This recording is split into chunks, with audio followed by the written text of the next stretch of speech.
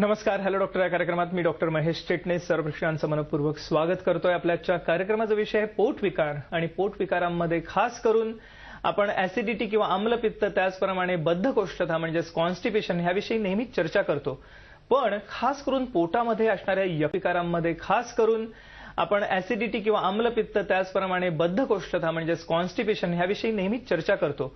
पण खास करून पोटामध्ये असणाऱ्या यकृताचे आजार, लिव्हर डिसऑर्डर्स, ज्याच्यामध्ये आज वेगवेगळ्या प्रकारच्या काविळीच्या जे प्रकार आहेत म्हणजे व्हायरल इन्फेक्शनमुळे होणारी कावीळ ज्याला व्हायरल हेपॅटायटिस म्हटलं जातं, पित्ताचे खडे निर्माण झाल्यामुळे होणारी कावीळ ज्याला ऑब्स्ट्रक्टिव्ह जॉन्डिस म्हटलं जातं, किंवा पित्ताच्याच वेगवेगळ्या प्रकारच्या असणाऱ्या आजारांवरती आज विश्वामृत चिकित्सालय एक आशेचा किरण ठरलेला आहे.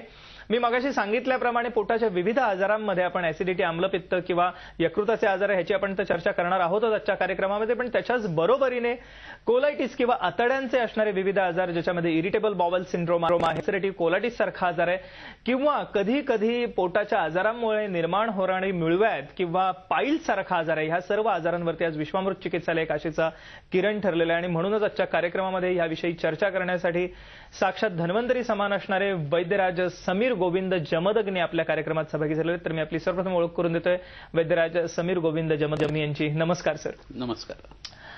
वैद्यराज समीर गोविंद जमदग्नी हे आता संपूर्ण महाराष्ट्राला सुपरिचित असं व्यक्तिमत्व आहे. आयुर्विद्या पारंगत असणारे वैद्यराज समीर गोविंद जमदग्नी गेल्या 30 वर्षांहून अधिक काळ या क्षेत्रामध्ये कार्यरत आहेत. 25,000हून अधिक विद्यार्थ्यांना आयुर्वेदाचं प्रशिक्षण, खास विश्वामृत चिकित्सेचं प्रशिक्षण वैद्यराजांनी दिलेलं आहे. पण सगळ्यात महत्त्वाचं म्हणजे आता हा विश्वपरिवार संपूर्ण महाराष्ट्र आणि आपल्या देशातच नव्हे तर संपूर्ण जगात पसरलेला आहे.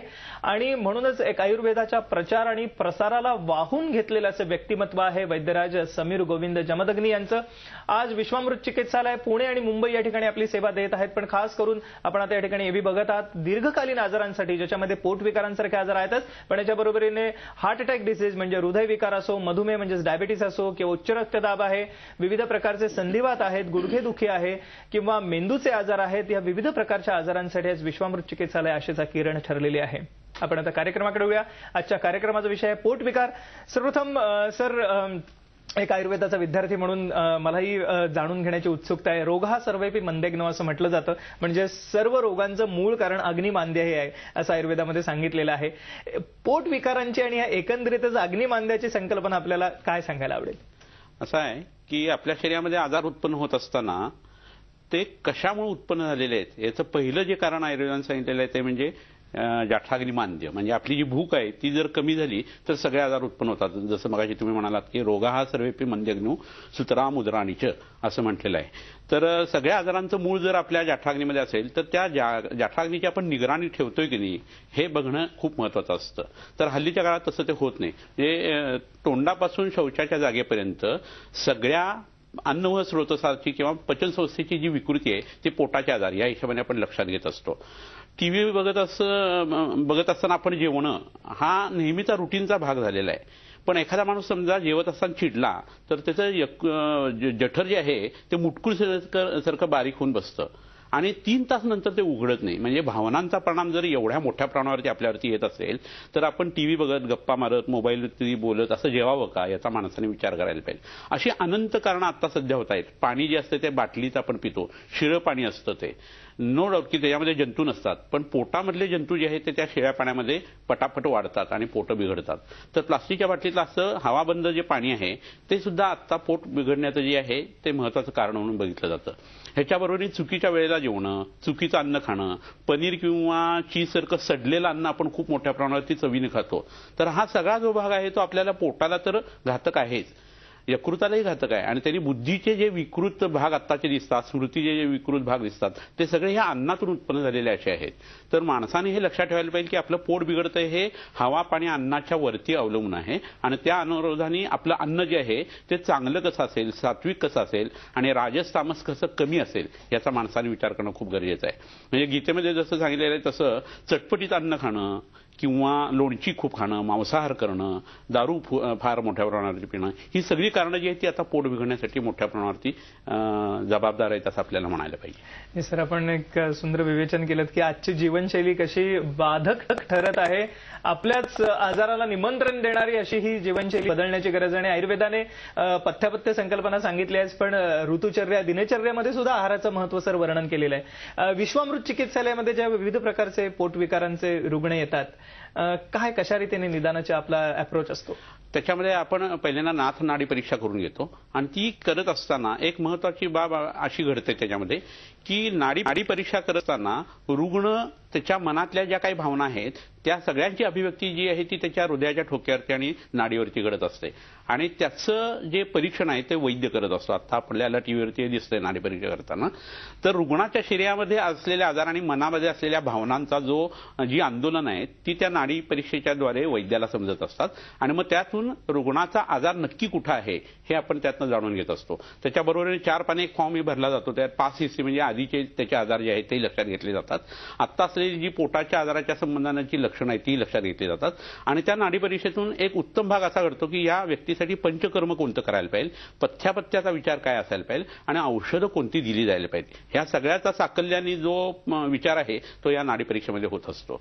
ओके, सो हे महत्वाचं आहे की म्हणजे पेशंटची हिस्ट्री टेकिंग आहेच, पूर्व इतिहास आहे, पण त्याच्या बरोबरीने आज नाडी परीक्षा ही एक अतिशय महत्वाची म्हणूया चिकित्सा करण्याच्या आधीची असणारी निदान पद्धती आहे. मी मगाशी सांगितल्याप्रमाणे विश्वामृत चिकित्सालयामध्ये खास करून दीर्घकालीन आजारांसाठी ठोस उपचार उपलब्ध आहेत. आपल्याला माहितीच आहे पोट विकार म्हटलं की आपण वेगवेगळ्या डॉक्टर्सकडे जातो, एंडोस्कोपी केली जाते, निदान केलं जातं, सोनोग्राफी केली जाते, पण उपचारांची वेळ येते तेव्हा कुठलेही ठोस उपचार किंवा औषधोपचार आज आधुनिक शास्त्रामध्ये मला खेदाने सांगावंसं वाटतं आज उपलब्ध नाहीयेत. आणि त्यामुळे ह्या सर्व विविध प्रकारच्या आजारांसाठी, मग त्याच्यामध्ये पित्ताचे खडे असो, तातड्यांचे आजार असो किंवा ऍसिडिटी बद्धकोष्ठतेसारखा आजार असो, शेवटी ठोस उपचारांची वेळ येते किंवा आजार संपूर्णतः जर का आपल्याला बरा करायचा असेल तर विश्वामृत चिकित्सेला या ठिकाणी पर्याय नाही.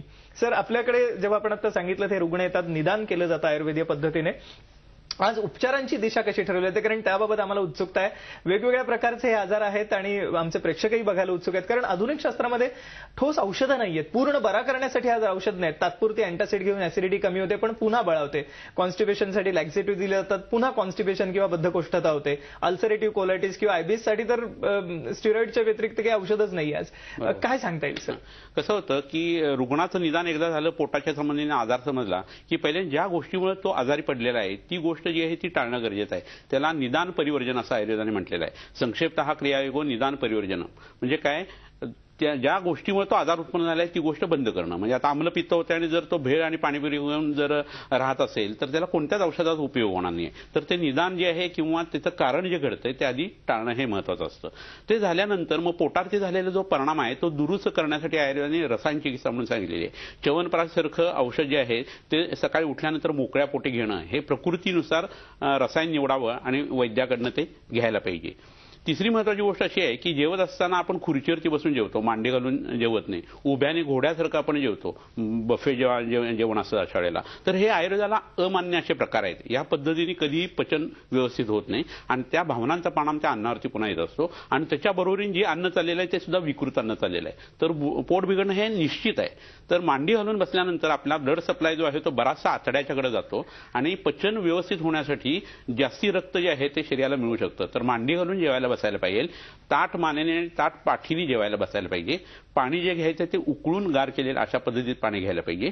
ह्या सगळ्या गोष्टी आधी करणं गरजेचं आहे. हे झाल्यानंतर मग एकदा निदान झालेलं असेल तर त्यानुसारची जी औषधी योजना आहे त्याच्यामध्ये परपटिकल्प नावाचा एक कल्प सांगितलेला आहे की ज्याचा उपयोग हा पोटाच्या अनेक आजारासाठी होतो. पोटाच्या आजारामध्ये पहिला महत्वाचा भाग जो आहे तो असा आहे की लहान आतड्यावरती जास्ती मोठ्या प्रमाणावरती काम करायला लागतं, यकृतावरती काम चांगलं करायला लागतं. आणि असं लक्षात घ्या की पोट साफ होणं ही प्रक्रिया जी आहे ती कधीही मोठ्या आतड्याशी संबंधित नाहीये. तिथं मल जरी असला तरी भूक चांगली असेल, वेळेवरती जेवलेलं असेल आणि पथ्याचं जेवलेलं असेल, अन्न चवून चवून खाल्लेलं असेल, आयुर्वेदात सांगितलेल्या पद्धतीने जेवलेलं असेल तर आपापच सोललेल्या केळ्यासारखी लोकांना शौचाला व्हायला लागते. आणि हे यकृताशी संबंधित जास्ती घटना आहे.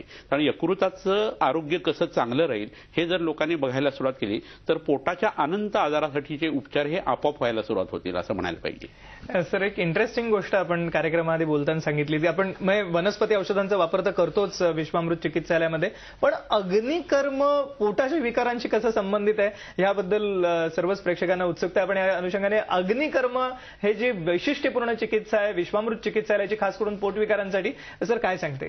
पूर्वीच्या काळी आता ह्या टीव्हीवरती आपण बघतोय की नाभीच्या भोवती म्हणजे बेंबीच्या भोवती साधारण 1 अंगुळ साधारण 1.5 सेंटीमीटर एवढ्या अंतरावरती अग्निकर्म चाललेलं आहे. तर त्याच्या खाली डिओडेनमचा भाग जो आहे तो सी शेप येतो आणि यकृताचं किंवा अग्नीचं स्थान जे सांगितलेलं आहे आपल्या आयुर्वेदामध्ये ते तिथे येतं.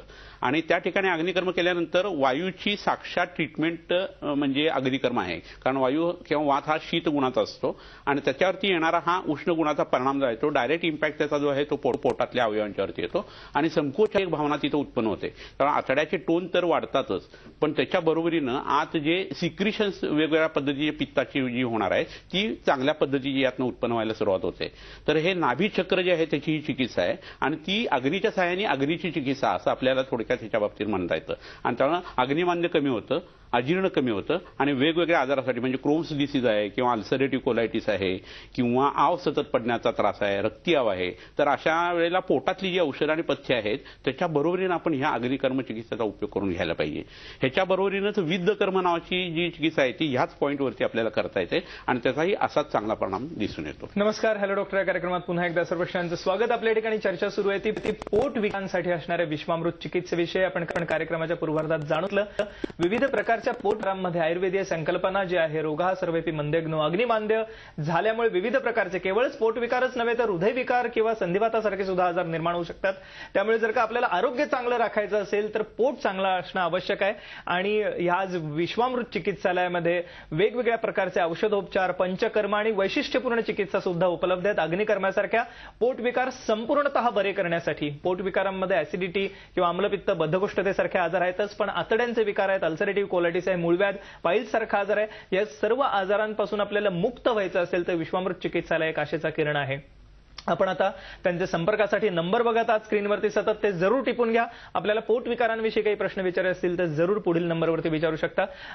सर, पुन्हा एकदा कार्यक्रमाकडे वळताना आपण आता आतड्यांचे आजार किंवा ऍसिडिटी, बद्धकोष्ठतेविषयी बोललो, पण कार्यक्रमाच्या पूर्वार्धात सुद्धा आपण सांगितलं होतं की पोट चांगलं राखण्यासाठी यकृत चांगलं असणं, लिव्हर चांगलं असणं आवश्यक आहे. आज जीवनशैलीमुळे म्हणा किंवा मद्यपानामुळे म्हणा किंवा वेगवेगळ्या इन्फेक्शन्समुळे म्हणा यकृत खराब होण्याचं म्हणजे लिव्हर सिरोसिस होण्याचं किंवा इव्हन लिव्हर कॅन्सरचं सुद्धा प्रमाण आपल्याला वाढलेलं दिसतंय आणि त्या अनुषंगाने कावीळ किंवा जॉन्डिस हा निर्माण झालेला दिसतोय. ह्यावरती सर काय उपचार उपलब्ध आहेत?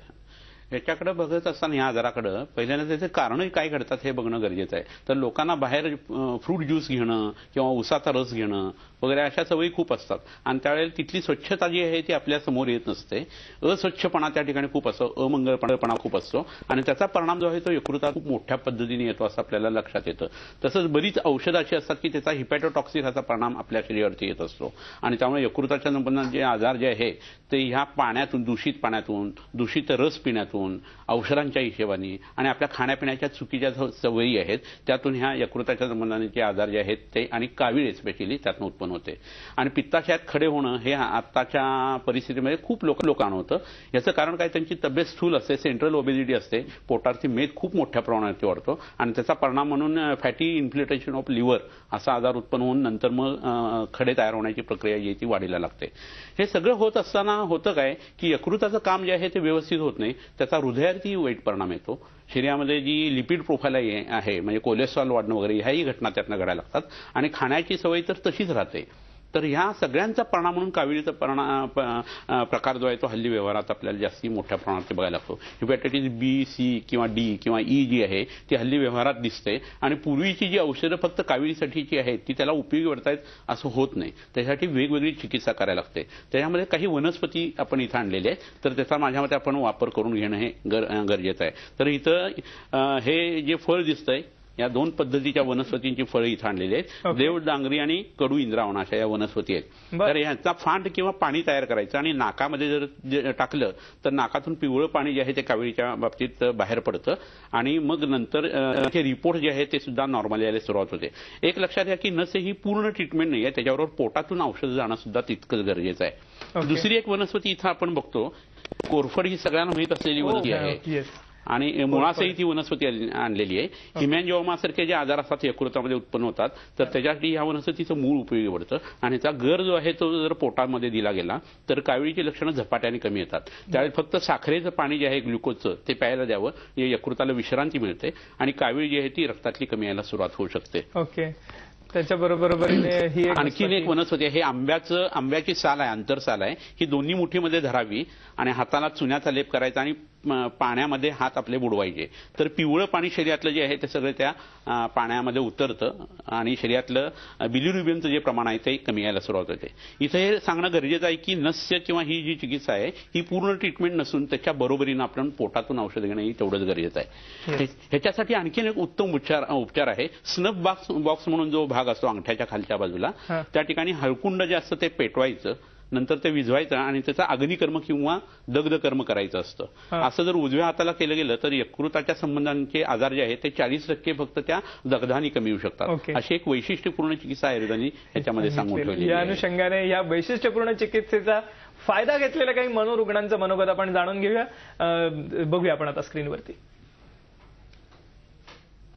नमस्कार, मी अनंत तोंडे, राहणार पुणे. मी व्यावसायिक आहे.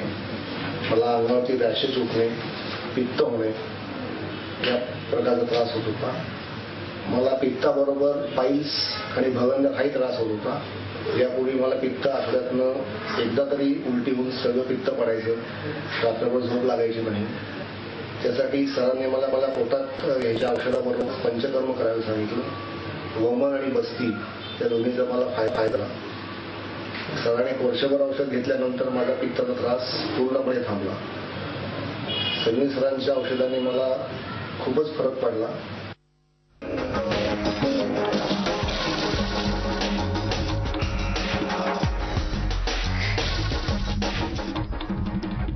नमस्कार, हॅलो डॉक्टर या कार्यक्रमात पुन्हा एकदा सर्व प्रश्नांचं स्वागत. आपल्या ठिकाणी चर्चा सुरू होती पोट विकारांवरती विश्वामृत चिकित्सेविषयी आणि साक्षात धन्वंत समान असणारे वैद्यराज समीर गोविंद जमदग्नी आपल्याच्या कार्यक्रमात सहभागी झालेले आहेत. आपण आता जाणून घेतले की कशा रीतीने विश्वामृत चिकित्सा हा पोट विकार संपूर्णतः बरे करण्यासाठी आज एक आशेचा किरण ठरत आहे. या ठिकाणी सर आपण आम्हाला आता विविध प्रकारच्या चिकित्सा पद्धतींविषयी सांगितलं, ज्याच्यात अग्निकर्म होतं, औषधोपचार आहेत, खूप सुंदर अशा नैसर्गिक वनस्पतींचा वापर केला जातो ज्याच्यामध्ये. याच्या व्यतिरिक्त अजून काही उपचार आहेत का? पोटाच्या संबंधाने कोणताही आजार घेतला आणि वय वर्ष 35च्या पुढे जर असेल आणि हल्ली तरुण मुलांच्या बाबतीत सुद्धा हे दिसून येतं की ते पोट साफ न होणं, शौचाला चिकट होणं किंवा पोट साफ झालेल्याचं समाधान नसणं, जेवल्यानंतर लगेच शौचाला जायला लागणं, गॅसेस होणं, पोटामध्ये गुडगुड आवाज येणं, या सगळ्या ज्या गोष्टी हल्ली घडतात ना त्याच्यामध्ये मनाचा भाग जो आहे मनोदोष विकृत असणं हे खूप मोठ्या प्रमाणावरती घडतं.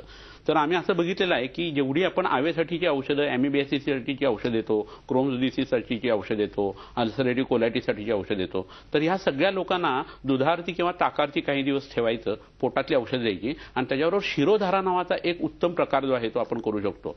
तर कपाळावरती ब्राह्मी तेलाची शिरोधारा जर दिली तर त्या लोकांना तिन्ही सांजेला किंवा रात्रीच्या वेळेला जर हा उपचार केला गेला तर त्या टेबलवरतीच ती लोक 15 मिनिटात डाराडूर झोपून जातात आणि त्यांच्या मनावरचा ताण कमी होतो. मस्तिष्काचं काम जे आहे ते स्विंग इफेक्टमुळे खूप चांगल्या पद्धतीने व्हायला लागतं आणि त्याचा इम्पल्स जो आपल्या पोटाकडे जातो तो सुद्धा खूप चांगला येतो. आणि फक्त या शिरोधारेमुळे अल्सरेटिव्ह कोलायटिसच्या लोकांना आणि आवेच्या लोकांना खूप मोठा फायदा झालेला दिसून येतो. येस, आपण बघूया या ठिकाणी अनुषंगाने की काही रुग्णांना कसा विश्वामृत चिकित्सेचा फायदा झालेला आहे. मी स्वतः दत्तात्रय महाडी, राहणार पुणे. मला वर्षापूर्वी म्हणजे फेब्रुवारी 2013 रोजी त्रास होऊ लागला. पोट फुगले आणि त्यानंतर लगेच अडथळा निर्माण झाला. पोट साफ न होणे हे त्रास सुरू झाले. त्यानंतर मी तपासणी करून घेतल्यानंतर असे आढळले की पोटात पाणी झालेले, लिव्हर सिरोसिस नि त्रास झाल्याचे आढळले. त्यानंतर मी समीर सरांचा उपचार सुरू केला आयुर्वेदिक. त्यामध्ये त्यांनी जी पोटात घेण्याची औषधे दिली, उगाळून घेण्याची औषधं दिली, त्या पोटावर पाने बांधण्याचा उपचार सुरू केला, रुईची पाने. त्यानंतर बस्ती पण घेतली, शिरोधारा केली. त्यात माझे त्रास बरेचसे कमी होऊ लागले. त्यामुळे मी त्यांचा उपचार पूर्णपणे शेवटपर्यंत घेतला. आज मला कुठलाही त्रास जाणवत नाही. माझे नाव रामेश्वर इंडे, मी बुलढाण्यावरून आलेलो आहे. 2010 मध्ये कळालं की मला हेपॅटायटिस बी आहे. कारण मला पोट दुखण्याचा त्रास हा अतिशय तीव्र असा प्रकारचा होता. त्यानंतर मी जमादाग्नी सरांकडे आलो आणि सरांनी ज्या ज्या वेळेला दर महिन्याला मला जी औषधं दिली आणि औषधासोबत जी पथ्ये दिली, पोटाला शेकणे, उकळलेलं पाणीच पिणे, त्यांनी दिलेल्या पथ्यानुसार पाळल्या. त्यामुळे मला आज रोजी समाधानी सुद्धा आहे. कारण मला जो पोट दुखण्याचा त्रास होता तो पूर्णतः संपला. माझं पोट जाड झालं होतं ते सुद्धा नॉर्मल, जसं नरम असते म्हणजे नॉर्मल माणसाचं पोट जसं असतं तसं झालेलं आहे. आपण बघितलं कशा रीतीने या रुग्णांना विश्वामृत चिकित्सेचा फायदा झालेला आहे, खास करून पोटविकारांसाठी. सर, कार्यक्रमामध्ये आपण गोमूत्राविषयी एक इंटरेस्टिंग माहिती दिली होती. प्रेक्षकांना आपल्याला काय सांगायला आवडेल? दारू पिऊन ज्यांच्या यकृताला त्रास झाला आहे, लिव्हर सिरोसिस झालेला आहे, फॅटी इन्फ्लेमेशन झालेलं आहे आणि नंतर त्यातनं जलोदर झालेले जे लोक आहेत, पोटात पाणी साचणं, या लोकांना एक अमृत आहे गोमूत्र हे.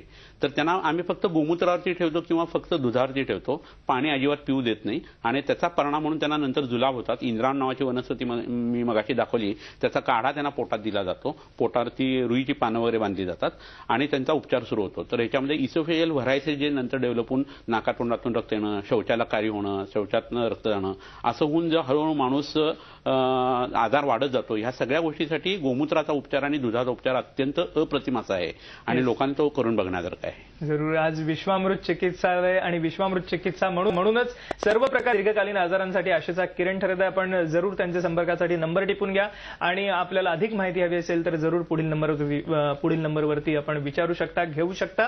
वैद्यराज, आपण आमच्या आजच्या कार्यक्रमात सहभागी झालात, अमूल्य मार्गदर्शन सर्वेक्षण केलं त्याबद्दल मनपूर्वक आभार. धन्यवाद. नमस्कार. झी 24 तास रहा एक पाऊल पुढे.